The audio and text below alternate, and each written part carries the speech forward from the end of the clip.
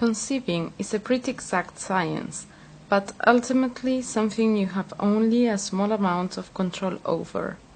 Are you hoping to get pregnant soon? Avoid making common mistakes and take charge of your own fertility as much as you can. Thinking that ditching birth control is all you need to do. Birth control is what prevented you from getting pregnant when you were not ready to start a family yet.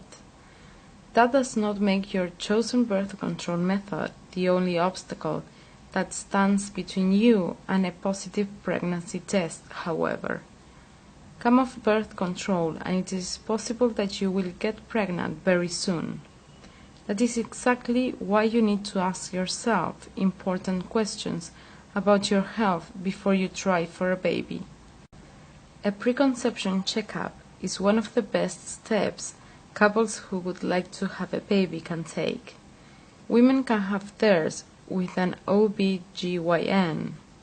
If you don't already have an OB/GYN, the preconception checkup is a fantastic excuse to start interviewing ones that you feel comfortable with, so you have someone to rely on for your prenatal care later on.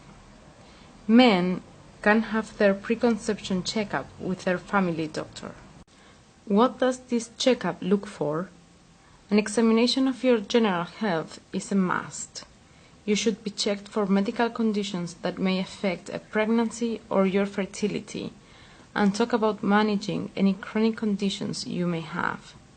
STD testing is another thing couples who would like to conceive should get out of the way, just in case.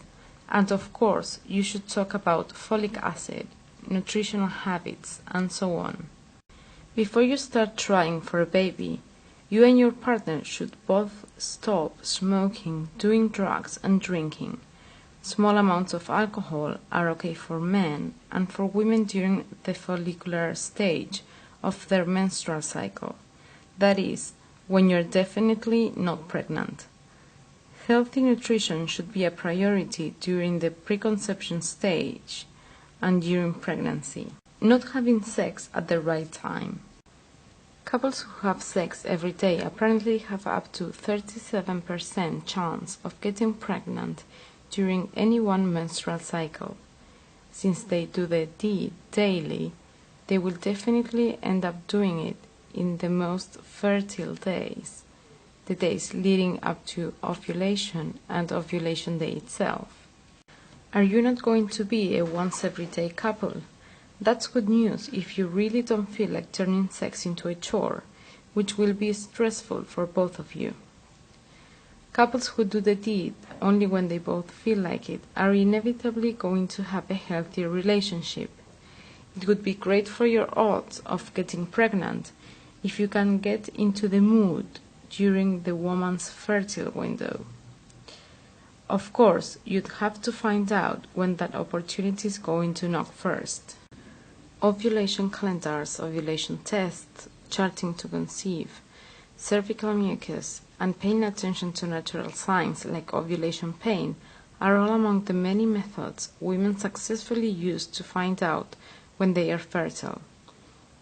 Each of these methods has its own pros and cons, which we have covered in a lot of detail on this blog.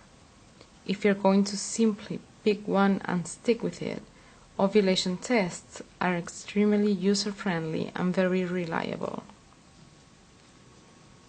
Keep one thing in mind: concluding that you ovulate at a time when you are actually not ovulating can do your chances of getting pregnant more harm than good. You are likely to focus on the given date and ignore the day on which you could have hit the jackpot. While we are talking about sex, keep an eye on lubricants.